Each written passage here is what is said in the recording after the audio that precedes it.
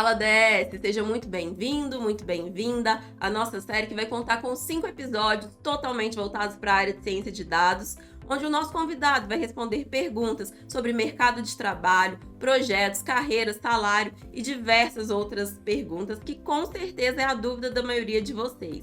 E ninguém melhor para responder todas essas perguntas do que ele, o Meigaron. Seja muito bem-vindo, Meigaron. Nesse primeiro episódio, nós vamos falar assim, de um modo geral. O que faz um cientista de dados, qual o seu campo de atuação. E eu queria começar fazendo a seguinte pergunta. A carreira de ciência de dados ainda é desconhecida para muita gente. Se você fosse explicá-la em termos práticos, como você a descreveria?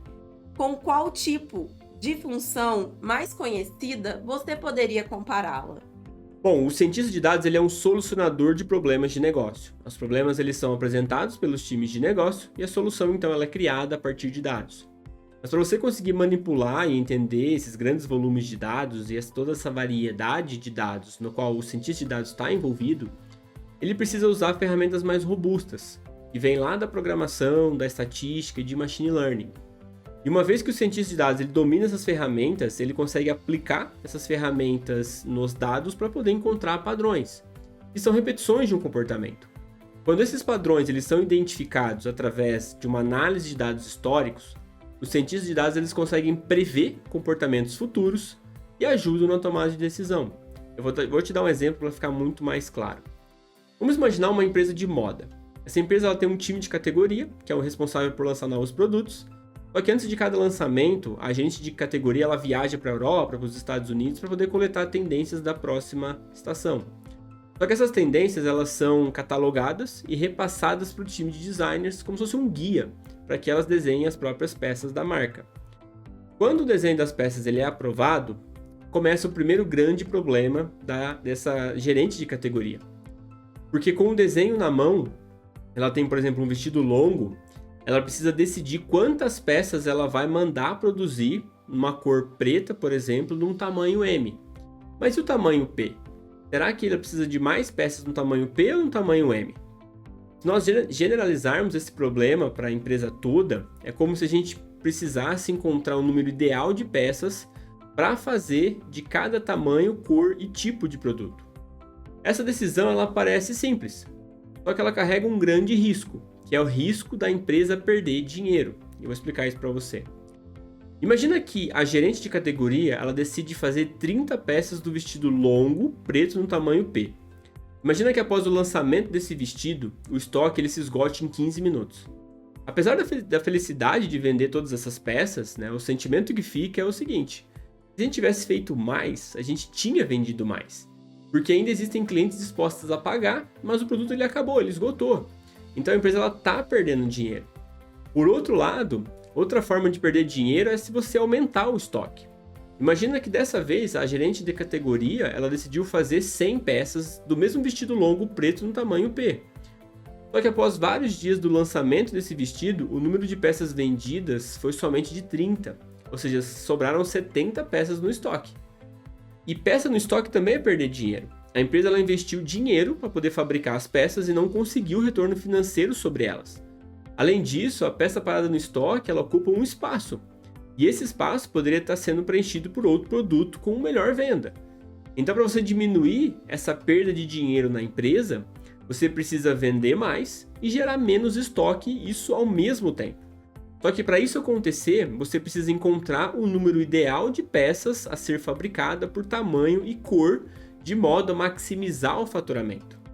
Só que esse é o problema, encontrar esse valor não é fácil.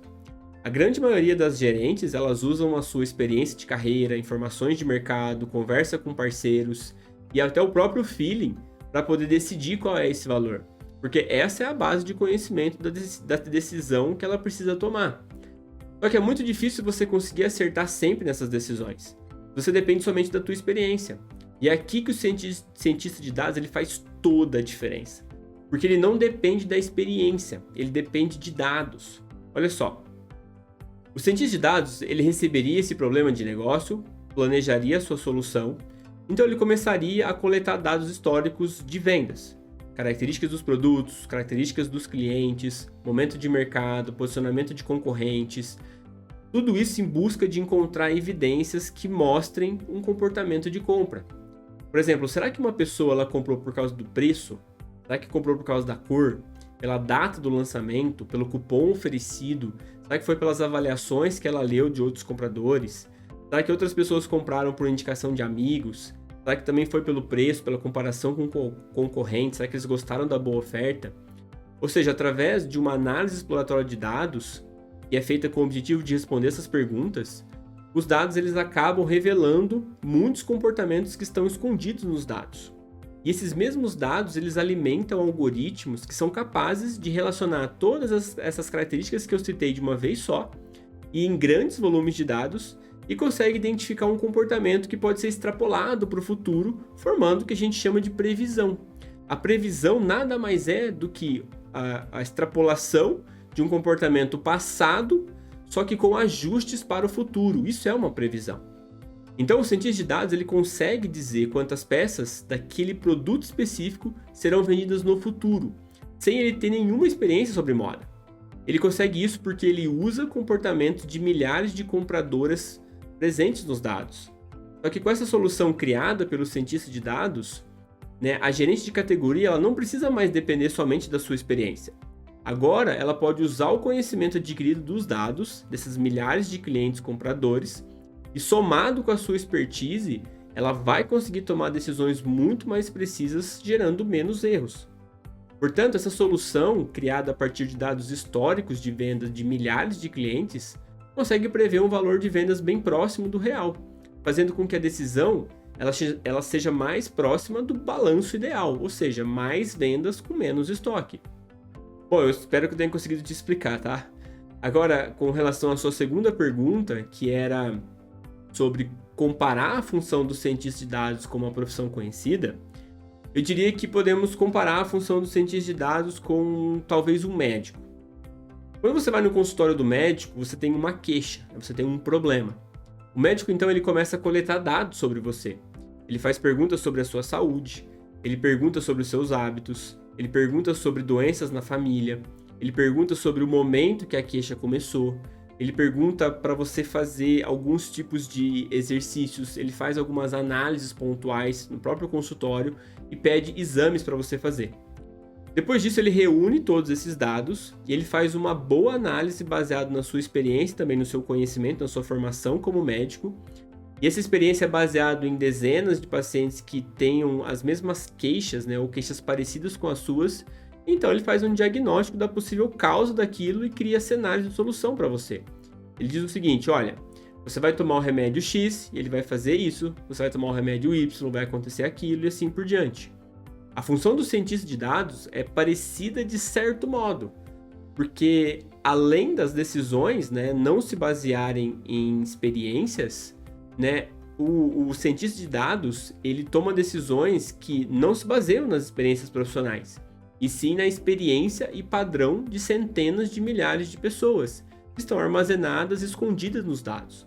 Enquanto o médico ele tem uma experiência limitada ao número de pacientes que ele atendeu com queixas parecidas com as suas, o cientista de dados ele já tem uma experiência limitada ao número de dados que estão armazenados em bancos de dados e disponíveis para ele trabalhar, onde são registrados dezenas, centenas, às vezes milhares de clientes. Então, o número de experiências que o cientista de dados tem disponível para poder analisar e encontrar padrão é muito maior do que um médico, por exemplo, com toda a sua carreira atendendo pacientes. Então, o conhecimento para tomada de decisão vem do próprio conhecimento escondido nos dados e não da experiência do profissional cientista de dados. Faz sentido? Ótimo! Continuando, qual a profundidade e a abrangência das ações de um cientista de dados? O quanto isso impacta na empresa e em quais setores dela? Bom, em termos de profundidade, a ciência de dados ela resolve problemas tanto em um nível gerencial, como por exemplo, decidir qual é o valor ideal do cupom de desconto para aumentar as vendas no time de marketing, por exemplo, até um nível muito mais estratégico, Você trabalhando próximos dos gerentes, dos fundadores, para determinar, por exemplo, a previsão de receita da empresa nos próximos 6 meses. Já na questão da abrangência, Eu acredito que todos os times de qualquer empresa, eles precisam tomar decisões diárias. Por exemplo, o time de marketing, ele precisa decidir o valor do investimento em anúncios para poder maximizar as vendas. Ele precisa alocar, por exemplo, os recursos que ele tem em campanhas que estão vendendo e tirar de campanhas que não estão vendendo. O time de produtos, ele precisa decidir quantos itens fabricar por cor e tamanho para que ele venda mais e gere menos estoque. O time de logística já precisa prever o tempo de entrega de um pedido para poder manter a experiência de compra do cliente alta, porque assim o cliente ele consegue se preparar para poder receber o pedido. Já o time de financeiro, ele precisa prever a probabilidade daquela compra ser uma fraude, porque se a compra for uma fraude, ela vai ter que pagar a pessoa que sofreu a fraude, então ela vai perder 2 produtos, uma para o fraudador e uma para a pessoa que vai pedir o estorno daquilo. Então ele está gerando um custo dobrado sem nenhuma receita, porque ele não vendeu nada. Ele gerou 2 custos porque ele perdeu 2 produtos e aquele produto foi fraude. Já o time de vendas, ele precisa da probabilidade, por exemplo, de um cliente realizar uma compra, para que ele possa priorizar as ligações de venda. Imagina que você tem uma lista de 2.000 clientes. Você tem 2 pessoas para ligar e fazer a venda. Se você conseguir ordenar esses 2.000 clientes por uma propensão de compra, por exemplo, as primeiras ligações do seu time de vendas, ele tem a maior chance de fechar as vendas logo nas primeiras ligações. Então, você otimiza o tempo das pessoas. O time de gerentes, por exemplo, eles precisam prever se o valor do faturamento vai bater a meta ou não para poder tomar uma decisão de como fazer a meta ser batida. E assim por diante. Todos os times, eles tomam decisões diariamente. E umas têm mais riscos do que as outras. Grande parte delas são baseadas nas experiências dos líderes, e mesmo com muitos anos de experiência, eles ainda podem tomar decisões que não são as melhores e cometer erros. O cientista de dados ele é necessário em todas as áreas por esse motivo, para fazer com que as tomadas de decisões elas sejam menos arriscadas e com mais certeza de que elas estão próximas do real. Então, onde há uma decisão a ser tomada, o cientista de dados pode ajudar, coletando, analisando, encontrando padrões com a ajuda de algoritmos para criar esses cenários futuros, para dar alternativas mais precisas sobre qual decisão tomar, medindo o risco de cada uma e medindo também o possível impacto dessa ação no futuro. Agora, já em termos de impactos, já que a gente tocou nesse assunto, o impacto nos resultados da empresa, o cientista de dados ele tem uma grande contribuição nisso. Porque as empresas que tomam decisões melhores, mais rápido e com menor risco, são as que lideram o mercado. Você pode olhar aí para as empresas como Google, Facebook, Netflix, Airbnb, Amazon, mas também para empresas brasileiras, como por exemplo Nubank, Loft, Wildlife, Petlove, que também possuem valor de mercado muito grande. Se você olha mais de perto para entender por que essas empresas elas se distanciam tanto de seus concorrentes, você observa que parte dessa resposta ela vem de como as pessoas usam dados para tomar a decisão. Olha a importância do cientista de dados da Amazon, por exemplo. Quando você entra no site da Amazon e faz o seu login para você se identificar, a Amazon ela entende quem você é e ela começa a fazer todo o seu site mudar em prol dos seus interesses. Então, por exemplo, a Amazon ela ordena o seu site com produtos que fazem mais sentido para você. Elas recomendam produtos que você pode gostar. Eles enviam e-mails de oferta com desconto sobre produtos do seu interesse. Eles indicam qual o melhor momento de compra quando o preço de um produto do seu interesse ele diminui. Eles oferecem desconto em programas de fidelidade que têm a ver com os seus interesses. Todas essas decisões elas são tomadas pelos algoritmos construídos pelos cientistas de dados. Por isso essa busca alta por esses profissionais. Profissionais capazes de extrair valor de grandes volumes de dados para poder melhorar a tomada de decisão são cada vez mais importantes. Porque as empresas elas entenderam que para continuar sendo competitivas elas precisam tomar decisões melhores, com menos erros e muito mais rápido.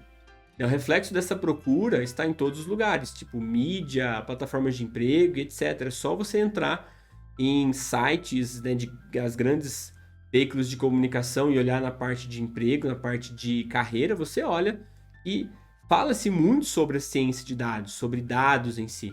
Se você olhar só no LinkedIn, se você fizer uma pesquisa rápida sobre vagas abertas para cientistas de dados, existem mais de 18.900 vagas abertas. Enquanto que em outras profissões, como por exemplo a engenharia elétrica, a mesma busca ela retorna 2.500 vagas. Então, as empresas elas estão entendendo cada vez mais a importância desse profissional e eles estão buscando quase que loucamente por pessoas bem formadas para poder compor o seu quadro de funcionários e ter pessoas realmente que extraiam, né, valor, conhecimento desse amontoado de dados. Para a gente poder finalizar esse episódio, eu gostaria de fazer mais essa pergunta para você. O cientista de dados apenas atua na área de tecnologia ou em startups?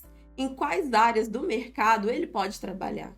É legal entendermos bem os termos aqui, Sabrina. Tecnologia, né, segundo o dicionário, ele é o uso de técnicas e do conhecimento adquirido para aperfeiçoar e facilitar o trabalho, a resolução de problemas ou a execução de uma tarefa específica. Já a startup, ela é um termo que designa, né, empresas que estão nos seus estágios iniciais de crescimento, logo após a sua fundação. Então, no caso, o cientista de dados ele trabalha com tecnologia e pode trabalhar em empresas em estágios iniciais, como as startups. A minha carreira, por exemplo, ela tem sido construída através de startups. Meu primeiro trabalho com dados, que foi como analista de BI na 99 Táxis, foi a primeira startup brasileira a ser vendida no valor de R$ 1 bilhão. A minha segunda empresa foi no ramo financeiro, uma empresa antiga, só que com ambiente de startup. Já a minha terceira empresa foi uma startup de fast fashion, de moda feminina. E a minha atual empresa é uma empresa do ramo imobiliário. Então eu gosto muito desse mundo de startups, mas não é o único local que um cientista de dados pode trabalhar.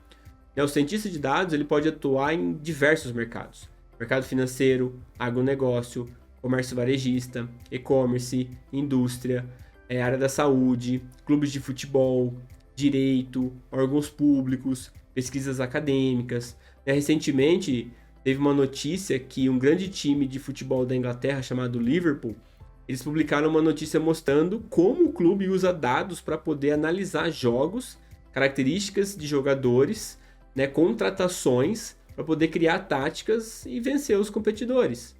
As ligas americanas de basquete, como NBA, NBA, né, e o futebol americano, a NFL, eles usam dados para poder qualificar jogadores, descobrir táticas, planejar passes, né, analisar times competidores, fazer contratações, definir probabilidade de ganho do jogo, para poder definir estratégias. Eles já fazem isso há muitos anos. É um mercado já muito maduro na utilização de dados para poder vencer os jogos, por causa da extrema competição que é nessas ligas. Então a ciência de dados ela também é usada em órgãos públicos, por exemplo, para poder descobrir esquemas de lavagem de dinheiro. A última notícia que eu tenho é que a Petrobras ela abriu um concurso público para contratar cientista de dados. Então, dentro da esfera pública, também existe uma demanda por esse tipo de profissional. Portanto, não existe uma empresa ou um time que não necessite de um cientista de dados para resolver problemas e melhorar as decisões diárias. E quando você pensa na quantidade de oportunidades para trabalhar como cientista de dados e o número de pessoas que estão preparadas realmente para essa profissão, fica muito claro que não temos pessoas suficientes preparadas, e por isso o mercado já se fala em apagão. Você já fala sobre apagão de profissionais daqui a uns anos. Ou seja, não haverá profissionais suficientes para atender toda a demanda que as empresas precisam. E isso é bastante preocupante para as empresas, principalmente, e para nós profissionais isso é muito bom, porque vai ser bastante competitivo a nossa posição e com isso nossos salários eles sobem e a gente acaba trabalhando no tipo de emprego, nas condições que a gente quer. Então, para nós profissionais é muito bom essa disputa, para as empresas elas estão realmente preocupadas em encontrar bons profissionais e até eles iniciam, né, programas de formação dentro da empresa para encontrar talentos, porque encontrar talentos fora da empresa está cada vez mais difícil. Muito obrigado, Meigaron, por responder nossas perguntas nesse primeiro episódio. E você, DS, que ainda tem dúvidas, é só escrever sua pergunta nos comentários abaixo e vejo você no próximo episódio. Até lá!